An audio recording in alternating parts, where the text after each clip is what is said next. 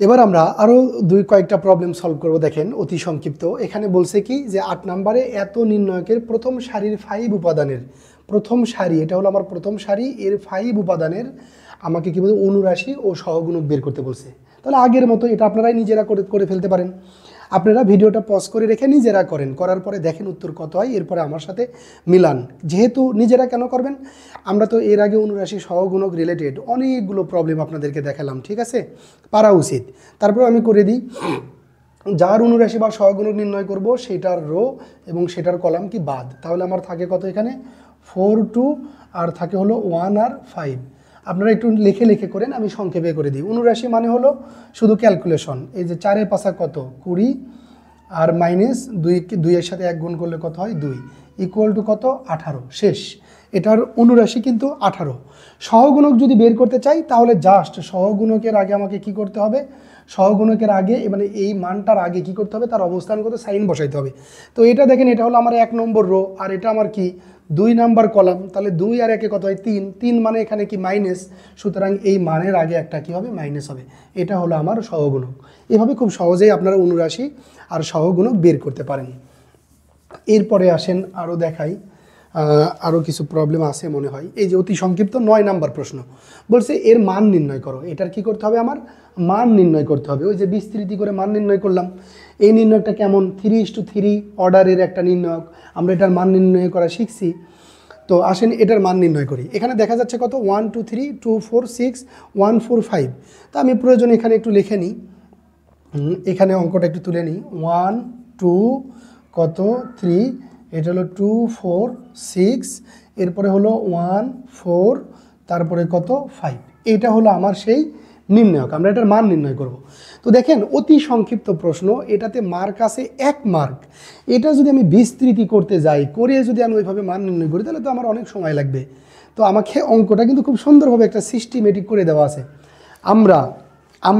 আমরা বলছিলাম যে যদি যে কোনো নির্ণয়কে, ধর্মের ভিতরে বলছিলাম যে কোনো একটা নির্ণয়কের রো অথবা কলামের দিকে 2টা রো অথবা 2টা কলামের 2টা রো বা 2টা কলামের মান যদি সেম হয়, ভুক্তিগুলোর যদি সেম হয়, তাহলে সেই নির্ণয়কের মান কত হয় 0।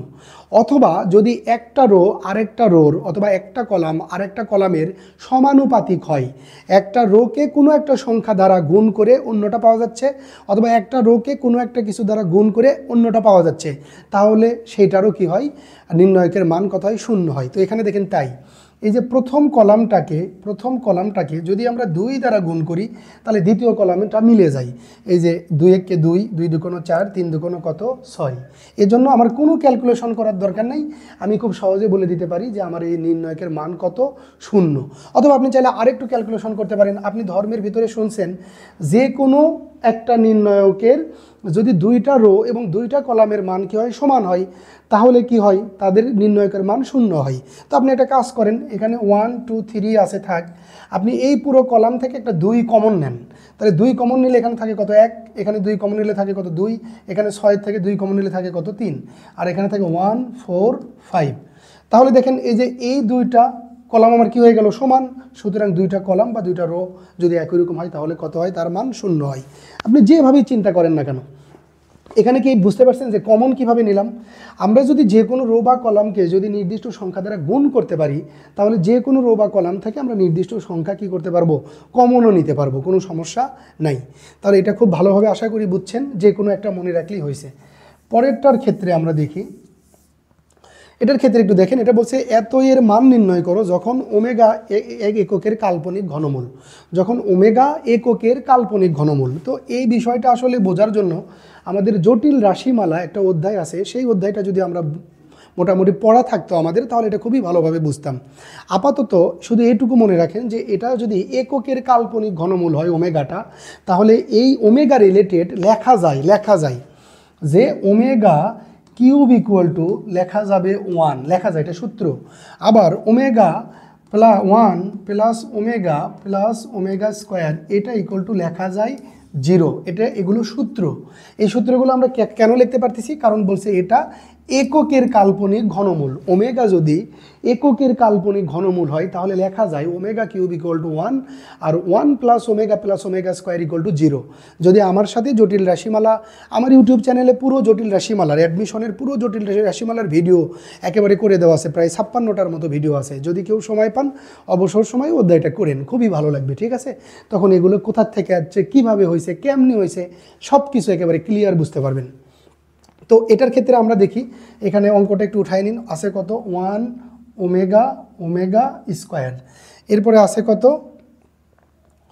ওমেগা, তারপরে কত? ওমেগা স্কোয়ার, এরপরে কত? 1, এরপরে আছে কত? ওমেগা স্কোয়ার 1, এরপরে আছে কত? ওমেগা। তো এই অঙ্কটা যদি আমরা করি, এটাও তো আমাদের ওই বিস্তৃতি করে যদি আমার মান বের করা লাগে তাহলে অনেক সময় লাগবে, আমরা একটু কম সময়ে বের করার চেষ্টা করব। আসেন কি করব, ওই যে একটা ধর্মতে শিখছিলাম যে দেখেন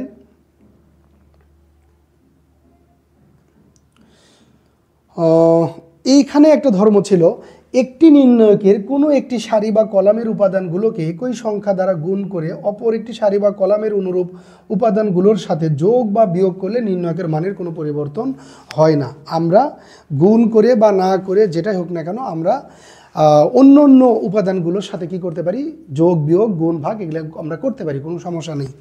তো আমি এখানে করব কি দেখেন, এখানে আমি করব সবগুলো ভুক্তিজ্ঞ মানে রোর প্রথম কলাম, দ্বিতীয় কলাম, তৃতীয় কলাম এগুলো যোগ করে আমি এই ফার্স্ট কলামে কি করব? লিখব।